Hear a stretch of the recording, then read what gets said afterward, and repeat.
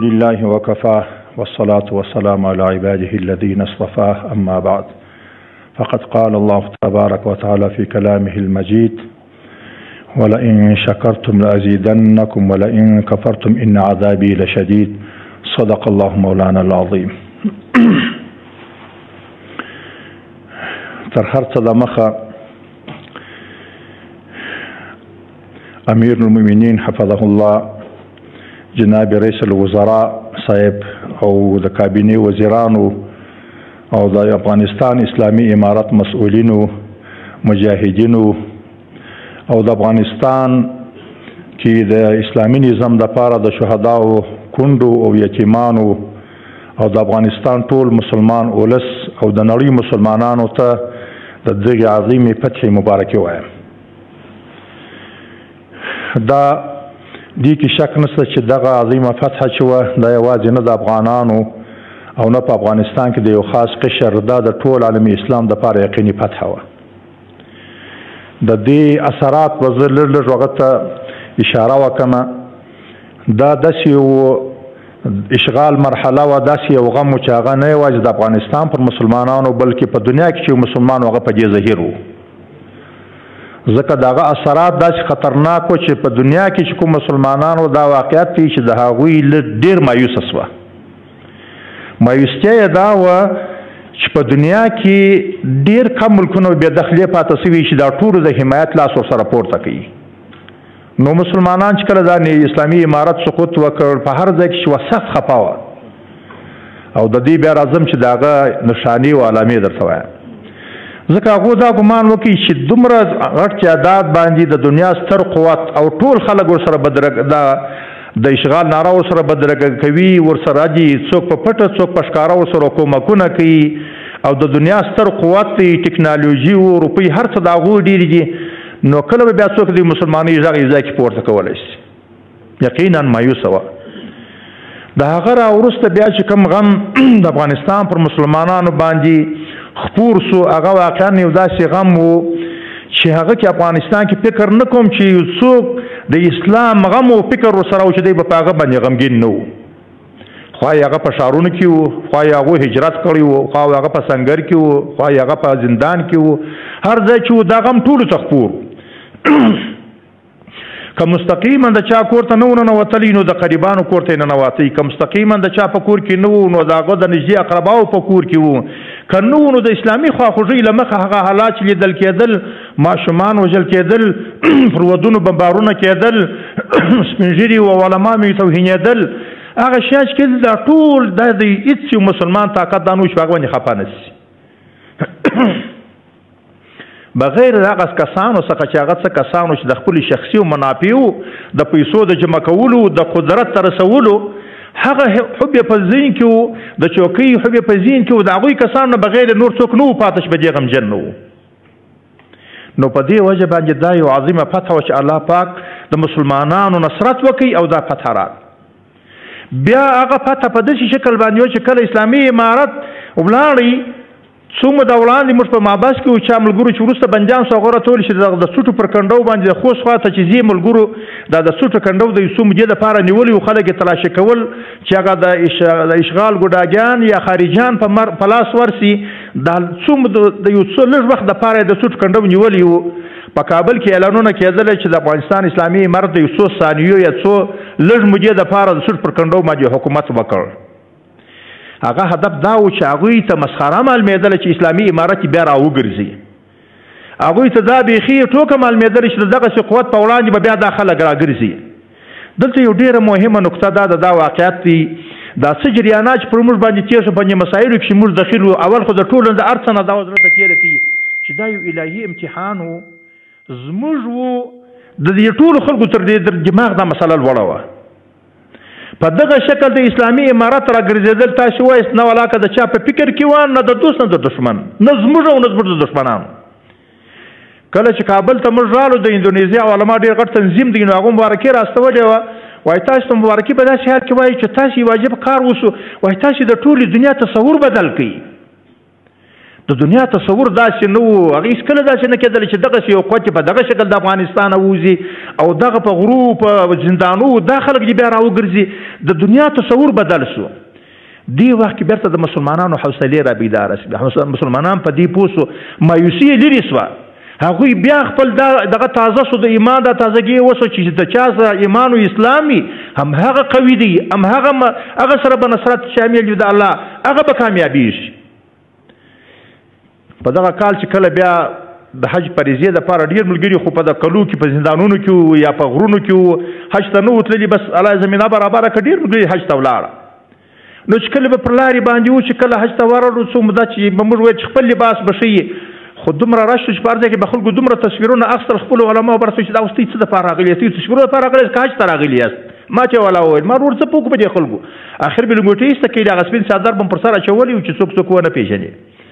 په خدای باور وکړي چې دغه عربانو ما ته وایي چې د افغانستان یې وایي یو عکس به سره واخله. ما یو عکسونه باندې وکړه، د جزایر کسانو پوښتنه راسره وکړه، د بل ځای عکسونه مې موږ چې ګوره دا زموږ علما نه خوښوي او موږ دلته عکسونه نه خوښوو. دا داسې وو چې کوم خلک حج ته راغلي وو دغه ټول داسې زړونه د هغوی بیداره وه. موږ چې وایو چې زموږ زړونه په خدای یخ شوه، ځکه هغه د نړۍ مسلمانانو چې څه یې نه سوه کولی، په خوله یې څه نه سوه ویلی، مغلوب و هلته، خو زړونه یې درد کاوي. نو دا ځکه دا پته یوازې د افغانانو دپاره نه، دا د عالم اسلام دپاره دا پته وه. د مسلمانانو حوصلې را ژوندۍ شوې. باور وکړئ د فلسطین مجاهدینو دا وویله چې افغانستان یو دغسې ځای دی، داسې خاوره ده چې د هغه ته هر وخت موږ ته د جهاد او د حوصلې تلقین راکړی دی. موږ مغلوب یو، موږ نشو کولی دغه مقابل باندې، خو چې تاسې مې ولید دا زموږ هر ځوان اوس دغسې دی، دغه د سره جذبات داسې دي چې زه خپل وطن باید وساتم او که اشغال یې باید اشغال یې آزاد کړم. نو ځکه دا داسې پته وه چې ټول دنیا او مسلمانانو ته یو فکر پیدا کړي. هغه هم دا فکر و چې قوي سرلوړی کامیاب هغه څوک دی چې چا سره چې ایمان او اسلام وي. نورې واقعات په دې کې ډېرې راغلي دي، هغه اوس د ټولو بیانېدلی نه شي. درو نقطو ته اشاره کوم. اوس هم د اسلام دښمنان او یا هغه څوک چې هغه شخصي ګټې په تاوان کې ولیدلی دي، یا هغه متعصب انسانان چې بغیره د دې نه د اسلام په مقابل کې کار ونه کړي، نور په ذهن کې هیڅ شی نه لري، هغه بیا هم تبلیغات کوي، بیا هم د نظام په وړاندې یو ځای او بل ځای پر ملکونو باندې ګرځي چې که چیرې داسې پیدا شي د دغه افغانستان کې یو زمینه ورته برابره شي چې صرف یو اخلال راولي. دوی خو خلکو ته دا فکر وکړي چې دا نظام تلونکی دی. موږ دوی ته وایو چې تاسې د دې نه ښه په دې باندې خپل د یو غوږ یې ونیسئ، په بل غوږ باندې وباسئ، د دې فکر څه دا د ځانه لرې کړي چې دا نظام تلونکی دی. اوس څومره خلکو دا فکر وکړي چې دا په رسمیت نه دی پېژندل شوی او دا چې دا حکومت به لږ وخت به لري، و زموږ تجارو و زموږ پانګوالو و زموږ مسلمانانو ته دا تشویشونه ورچوي، دوی یې ښه په خپلو غوږو باندې واوري چې دا نظام نه تلونکی نظام دی انشاءالله. ځکه دا نظام هغه نظام دی چې هغه د اسلام او د ایمان او د جهاد پر بنیاد راغلی دی او د افغانستان د مسلمان اولس په وینه باندې ایمان او اسلام ګډ دی. هېڅکله دا نشي کېدلی چې دلته به څوک حکومت کوي هغه به اسلامي نه وي، او یا به دا شي چې هغه مسلمانان به پکې مستضعف وي. همدغسې بې شري لکه چې دا څو ځلې څوک راغلي د هغوی سره یې داخلان ورسره ملګري هم داسې ورسره شړلي دي. ځکه د افغانستان ولس چې دی هغه مسلمان ولس دی، هغه مجاهد ولس دی، هغه هېڅکله دا نشي برداشت کولی چې د بغیر اسلامي حکومت راځي خدای ناخواسته، یا به هغه څوک راځي چې دا څه تېر شوه، دا چې څه راله او دغه سقوط یې رالی، دا مرحله تېره شوه، دا د الله پاک امتحانونه دي. لیمیز الخبیث من الطیب. دې کې دا مسله انقلابونه راځي تر څو د خلکو امتحان واخیستلی شي. څوک په زړه کې خفایي، څوک په کلام جهاد کوي، څوک یې په فکر کې کوي، څوک یې په خوله باندې کوي، څوک یې په پیسو کوي، څوک یې په جان کوي، څوک یې په مال کوي، څوک یې په اولاد کوي. الله د دې خلکو امتحان واخیستی. غټه د امتحان دوره وه پر موږ خپل اول چې راله، دا څه چې چیر شو دا د الله توفیق و، که د الله توفیق نه وای موږ په دې خپل انقلاب په د خپل امتحان کې ناکام وو. ځکه هغه فل هر چې موږ تصور کوو چې څه تېر شوه، بغیر د دې چې الله مې نصرت وکړي، د دې بغیر د انسان د انساني قوت او طاقت دا تقاضا نه وه چې سړی د دغه وخته پورې همدغسې پاته شي او دغه استقامت یې په نصیب شي. ځکه هېڅ یو د امید مرجع په هغه وخت کې نه وه. هر چا چې به لیدل، هر څه چې لیدل، ټوله دنیا به هم دا درته ویله چې نه تاسې لیونیان یاست. خو مګر الله پاک دا خلک وساتل، ثابت قدمه یې وساتل، هغوی د ایمان او د اسلام دپاره نیت کړی وو، الله پاک هم داسې را قوي کول تر څو چې بېرته یې راوګرځول. یو مسله دا مهمه بلله چې خلک د دې تمه نه لري چې دا نظام تلونکی دی نه دا تشویش د چا په ذهنو کې خو دا تمه دې ولري چې دا نظام کې تر اوسه پورې ځایونه پاته دي اصلاح به راځي لا موږ ته بیا هم ډېر کار پاته دی دلته مخکې مزمل صاحب که چا څه خبرې وکړه دي چې دا اوس هم ادبیات نظامي دي یا څنګه دي موږ دوی ته وایي چې نه یوازې دا چې ادبیات په نظامي د مجاهدینو که داسې وګورو زموږ تاسې ټول په ټول ملک کې ډېر شیان تر اوسه خپل چوکاټ ته نه دي ولیدلي لنډ مثال که ووایي که اوس د باندې ترافیکي اصولو ته وګورو چې اوس په دې ښار کې به د ډېرو ستونزو سره مخامخ کېږو هغه یوازې مجاهدین نه دي عام خلک هم دي ټکسي والا هم دي مجاهدین هم دي هغه وجه هم دا ده چې دغه 4-4 کاله ته نږدې څه باندې یا څه کم دا نظام داسې نظام په افغانستان کې نه دی راغلی سرتاسري نظام وي او خلک دې ته پاتې شوي چې هر سړی خپل چوکاټ هر اداره خپل چوکاټ هر څوک پر خپل مسیر باندې تګ وکړي لږ وخت اړتیا ده هغه شپې او هغه حالات تېر شوي دي الحمدلله انسان داسې الله پاک داسې پیدا کړی دی چې هغه څه سختي وشي هغه یې نیسي بیا ډېر ژر ډېرې اسانۍ غواړي هغه وخت هم چېرته چې زموږ ستاسې په وطن کې د 300 کسانو جنازه به دروازې کېدله هغه یا د مجاهدینو په طرف کې یا د حکومت په طرف کې په هره خوا چې کېدله خو بیا هم افغانان مړه کېدله 300 کسان به دروازې مړه کېدله هغه حالت هم چېرته چې په هر ځای کې به د چاپي انتظار و د انفجار انتظار به په هر ځای کې ماشومان و زنانې و سپین ږیري و هغه به پراته و پر وړو کې به خلکو ټولوله د دنیا یو حالت یو دوړه ګرځېدل چې هغه د بدبختي هغه په افغانستان کې ګرځېدله د هغه الله پاک راویستلو هغه دربدرۍ ورکې شولې نور تکراري نه وایم ملګرو ذکر کړل چې هغه چې په روډو تر پلولو لاندې انسانان پراته وه روینیان په محتاجین وه هغه راټول شوه په هغو باندې دوا کول کېږي هغوی ته لباس ورکول کېږي هغه ته خوراک ورکول کېږي د مخدراتو څخه ژغورل کېږي تجارت مې روان دی په لارو کې څوک پوښتنه نه کوي چې د قوم سره چې تعلق دی ته پښتون یې ته تاجک یې ته ازبک یې ته هزاره یې ته ترکمن یې ته د هېڅ پوښتنه د چا نشته الحمدلله او د دې نه مخکې باور وکړئ چې دغه ټولو سره زموږ د وطن د ازادۍ دونه نه د همدغو فتنو څخه بېرېدلو چې دا کوم خلکو دلته روانې کړي وې چې په یوه کابل کې به 2 رئیس جمهورانو په یوه ورځ لوله کوله او حکومت مې د تقسیماتو حکومت و موږ په هغه وخت کې سخته ویره دا و چې خدای نه مکه دا زموږ مسلمان ولس سره را تجزیه نه کړي دا را تقسیم نه کړي او زموږ د دښمنانو هم دغه ارادې وې ځکه هغه پر سر قدرت خلک شوه هغه لوټماران وه هغه کسانو چې ځان ته یې پیسې او قدرت غوښتلی خدای جو کې د افغانستان په تقسیم کې وای د افغانستان په حوزت کې وای خو دوی خپل هدف ته رسېدلي وای ځکه دا ډېره ویره وه نو الله پاک چې کوم احسانات پر موږ تاسې باندې کړي دي دا نه یوازې چې ورځې چې راوګرځولو زموږ وطن د وطن د بدبختیو سره راوژغورل سو د تقسیماتو راوژغورل سو زموږ تاسې د بدبختۍ هغه چې به خلکو د قومیت و د منطقې پرستۍ و د ژبې و د دې ټولو بلاونه را راویستلو سخت ډېرې منافع را په نصیب شوي دي اوس د دې دپاره شکر پکار دی الله پاک چې توفیق راله راکړي چې موږ تاسې د دې شکر ادا کړی شو هغه واقعیت ده ما ویلې چې دا دې ته کار ته ضرورت دی بیا هم ډېر کار پاته دی پر ډېر ته څه فکر کوئ د باندې ګمان کوي کله کله ورونه چې دلته راشي دوی بعضې مسایل یادوي چې دغه کارونه باید وشي چې ستا سره څومره غم در سره دی یا تا نو سوچ پکې کړی دی موږ په شپو پر هغه کښېنستلي یو حکومت ته کته د حکومت چوکاټ ته راسي کله چې یوه ایجابي نکته راولي خامخا سلبیات لري هغه ته به هم لاس نه شي چې هغه هم در رپسي نه شي کولی چې پر ځای کې ته مخته ولاړ شي 2-3 کاره نورو سره خراب شي ډېر کار په حکمت روان دی الحمدلله تر اوسه پورې کوم مسؤلین چې دي هغه ته باور وکړي چې د امیرالمؤمنین حفظه الله راجولې دا ټول موږ په هر ولایاتو کې موږ وینو ته باور وکړه چې پر هغه باندې ډېر کم ځایونه به داسې راغلي سړی به چې کشکې د دې دا کس پر دې ځای باندې نه وایي چې هر څوک ویني ته به دا وایه چې هغه د اخلاص وویني خبرې ورسره وکړي ورسره کښېني نو د سړي زړه په یخ شي چې دا د ولس د خدمت لپاره یې ځان وقف کړی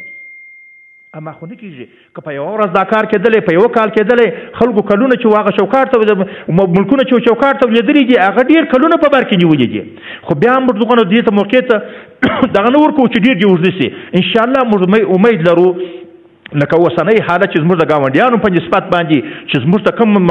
موانع متوجه دي چې هغه په د پیسو کنګل کېدل دي بانکي سیستمونه پر بانکي سیستمونو باندې بندیزونه لګول دي د رسمیت پېژندل دي د خلکو دا تمه چې په افغانستان کې به شو ډوله ګرځېدلی څوک به موجود نه وایي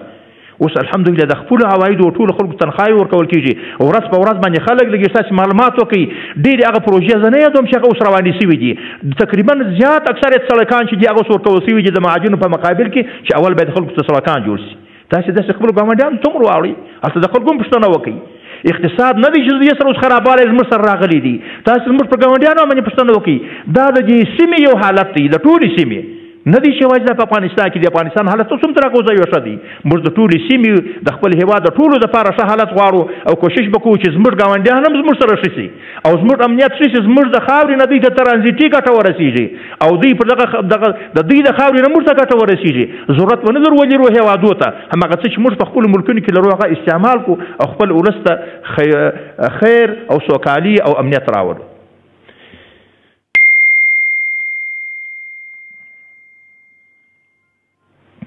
او نور خبره نور د ملګري ناست دي پروګرام فکر کوم چې څه